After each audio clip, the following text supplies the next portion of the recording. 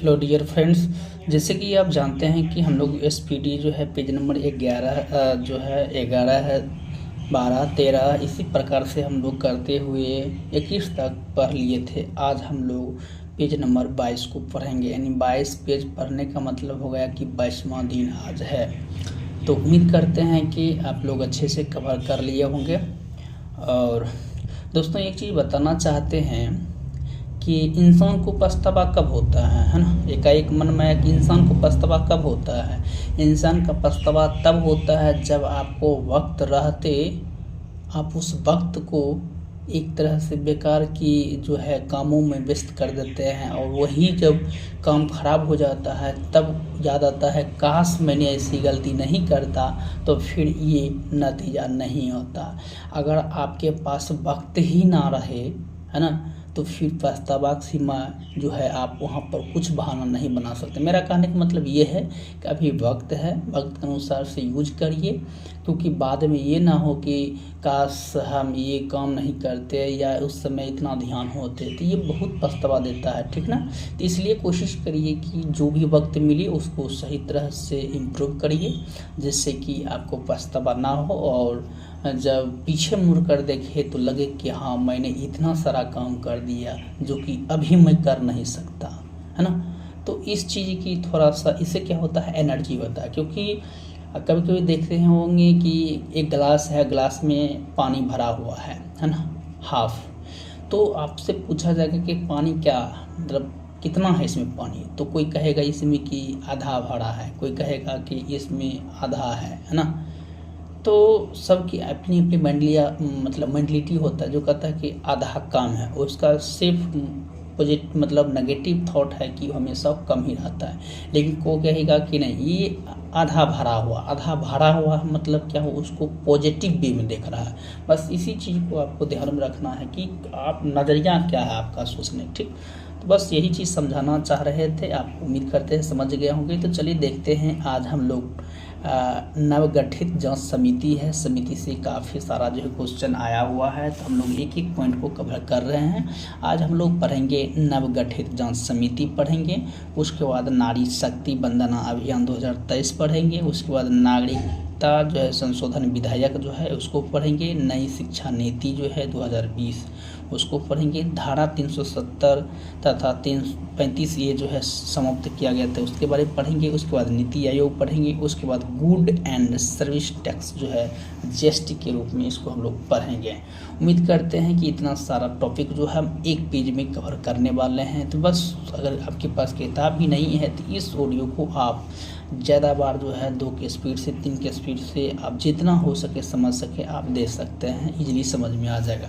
तो चलिए दोस्तों, मेरा तो समझाने में ही 3 मिनट चल जाता है। तो चलिए देखते हैं, नवगठित जांच समिति चलते हैं कि मणिपुर में राहत एवं पुनर्वास कार्यों की निगरानी हेतु समिति जो है ये अध्यक्षता जो है ये पूर्व मुख्य जो है न्यायाधीश न्यायमूर्ति गीता मित्तल ने किया था, ठीक। देखिए, मणिपुर में हिंसा की जांच के लिए गठित आयोग की नेतृत्व जो है किसने किया था, तो ये पूर्व जो है मुख्य न्यायाधीश अजय लांबा ने किया था।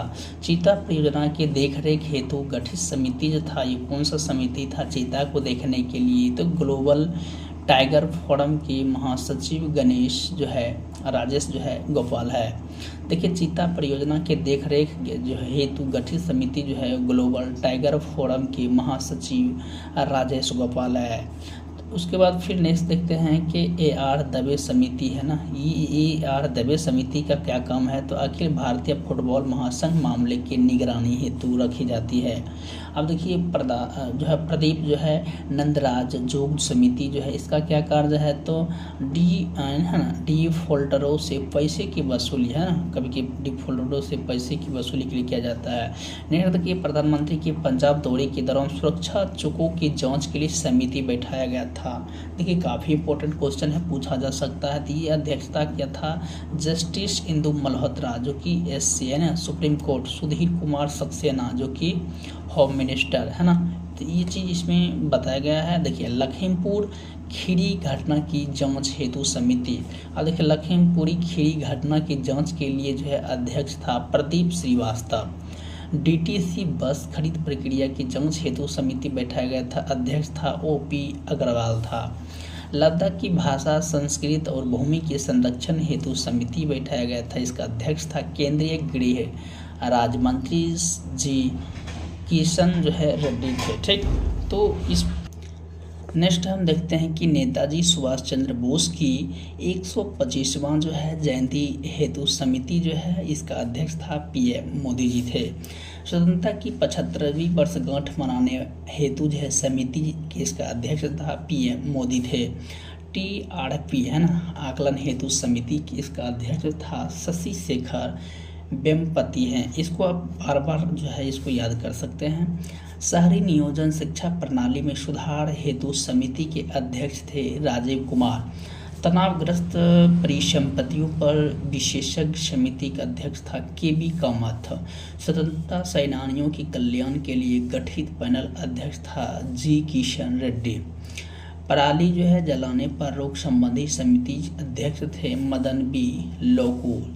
कोविड-19 वैक्सीन हेतु गठित अधिकार पैनल का अध्यक्षता थे इसका था आर.एस. शर्मा। अजय भल्ला समिति ये भारत आने वाले चीनी निवेशकों की प्रशिक्षण हेतु था।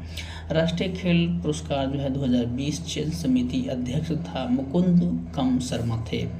मानव अधिकारों पर कोविड-19 प्रभाव का अध्ययन करने हेतु विशेषज्ञ समिति के अध्यक्ष थे doctor K S. Reddy. Doctor B S. Chauhan समिति ये विकास दुबे प्रकरण के न्यायिक जांच हेतु, जो कि जानते हैं कि उत्तर प्रदेश में ये कांड हुआ था, है ना। ड्रग रेगुलेटरी सिस्टम सुधार समिति के अध्यक्ष थे राजेश भूषण थे। राष्ट्रीय शिक्षा नीति 2020 देखिए काफ़ी इम्पोर्टेंट है, पूछा जा सकता है। इसका अध्यक्ष था डॉक्टर के कस्तूरी रंगन, है ना। इसी की समिति इसको पूछा जाता है कि राष्ट्रीय शिक्षा नीति समिति 2020 ये डॉक्टर कस्तूरी रंगन समिति की अध्यक्षता, है ना। तो ये डॉक्टर कस्तूरी रंगन समिति इसका अध्यक्ष किया था। देखिए EGOM मंत्रियों का समूह कहते हैं। इसका गठित आयुध निर्माण बोर्ड के निगमीकरण की निगरानी हेतु अध्यक्ष राजनाथ सिंह थे। देखिए SCL दास समिति आसाम में ऑयल इंडिया लिमिटेड के एक कुएं में हुए विस्फोट की जांच के लिए। देखिए केबी कामत समिति कोविड-19 संबंधित तनावग्रस्त परिसंपत्तियों के समाधान के लिए वित्तीय मापदंड का सुझाव देने हेतु। ठीक, तो हम लोग नवगठित जांच समिति पढ़ लिए हैं। अब हम लोग चलते हैं नारी शक्ति वंदना अधिनियम 2023। नारी शक्ति वंदना अधिनियम, जिसे महिला आरक्षण विधेयक 2023 के नाम से जाना जाता है, 128वां संशोधन विधेयक 2023 है, जो लोकसभा एवं राज्य विधान सभाओं में महिलाओं के लिए 33% सीटें आरक्षित करने का प्रावधान करता है, जो 15 साल के लिए होगा। इस विधेयक को केंद्रीय कानून मंत्री अर्जुन राम मेघवाल ने लोकसभा में पेश किया, जिसे 20 सितंबर को लोकसभा से एवं 21 सितंबर 2023 राज्यसभा में सर्वसम्मति से पारित कर दिया गया। अब हम लोग देखते हैं नागरिकता संशोधन विधेयक CCA, काफ़ी इम्पोर्टेंट है। नागरिकता संशोधन बिल CAB वह 2019 लोकसभा से 9 दिसंबर 2019 को तथा राज्यसभा से 11 दिसंबर 2019 को पारित किया गया। इसके भारतीय नागरिकता अधिनियम 1935 में संशोधन किया गया। 12 दिसंबर 2019 को राष्ट्रपति के हस्ताक्षर के बाद ये कानून बन गया। देखिए संयुक्त राष्ट्र सुधार परिषद के 5 नए अस्थायी सदस्य थे। अल्जीरिया, यूगाना, दक्षिण कोरिया और सिएरा लियोन और स्लोवेनिया है। ठीक, अब हम लोग देखते हैं नई शिक्षा नीति 2020 के बारे में। नई शिक्षा नीति की घोषणा 34 वर्ष बाद, है ना, कितने वर्ष बाद? 34 वर्ष बाद 29 जुलाई 2020 को की गई। यह कस्तूरी रंगन की अध्यक्षता वाली समिति की रिपोर्ट पर आधारित है। नई शिक्षा नीति के तहत वर्तमान में सक्रिय 10+2 के शैक्षणिक मॉडल के स्थान पर 5-3-3-4 मॉडल लागू करने की बात की गई, यानी कि 5+3+3+4 के मॉडल लागू करने की बात की गई है। नई शिक्षा नीति लागू करने वाला देश का पहला राज्य उत्तराखंड है, जो कि लागू हो चुका है। देखिए, धारा 370 तथा जो है 35 ए समाप्त की बात किया गया है। देखते हैं, 11 अगस्त 2019 को जम्मू कश्मीर राज्य का विशेष दर्जा समाप्त कर धारा 370 और 35 ए को हटा दिया गया। कब हटा दिया गया? 11 अगस्त 2019 को जम्मू कश्मीर राज्य विशेष दर्जा जो है समाप्त कर धारा 370-35 ए को हटा दिया गया है। जम्मू कश्मीर राज्य 2 केंद्र शासित प्रदेश जम्मू कश्मीर एवं लद्दाख के रूप में 31 अक्टूबर 2019 को अस्तित्व में आया। कब आया अस्तित्व में? तो ये आया था 31 अक्टूबर 2019 को अस्तित्व में आया था, ठीक, जो कि 2 केंद्र शासित बन के। अब हम लोग देखते हैं नीति आयोग। नीति आयोग का गठन जो है वह 1 जनवरी 2015 को किया गया था। नीति आयोग जो है शॉर्ट फॉर्म है नीति, है ना, NITI, जो कि इसी को फुल फॉर्म है कि नीति आयोग, है ना, national institutions for the transforming India, ठीक, इसका जो है फुल फॉर्म है। नीति आयोग का अध्यक्ष जो है ये प्रधानमंत्री होता है। नीति आयोग के प्रथम उपाध्यक्ष जो है ये अरविंद पनगड़िया थे, ठीक। नीति आयोग के प्रथम उपाध्यक्ष थे अरविंद पनगड़िया थे, ठीक। अब हम लोग देखते हैं गुड्स एंड सर्विस टैक्स के बारे में। भारत में GST लागू 1 जुलाई 2017 को हुआ था। GST दिवस 1 जुलाई को मनाया जाता है। GST का पूर्ण रूप होता है गुड्स एंड सर्विस टैक्स, जिसको हम हिंदी में कहते हैं वस्तु एवं सेवा कर। 101वां जो है संविधान संशोधन के तहत भारत में GST लागू किया गया। GST पंजीयन संख्या की बात करें तो इसका कुल डिजिट 15 होता है। आपसे पूछा जाएगा कि GST विश्व में सबसे पहले कौन सा देश लागू किया था, तो ये फ्रांस लागू किया गया था, ठीक।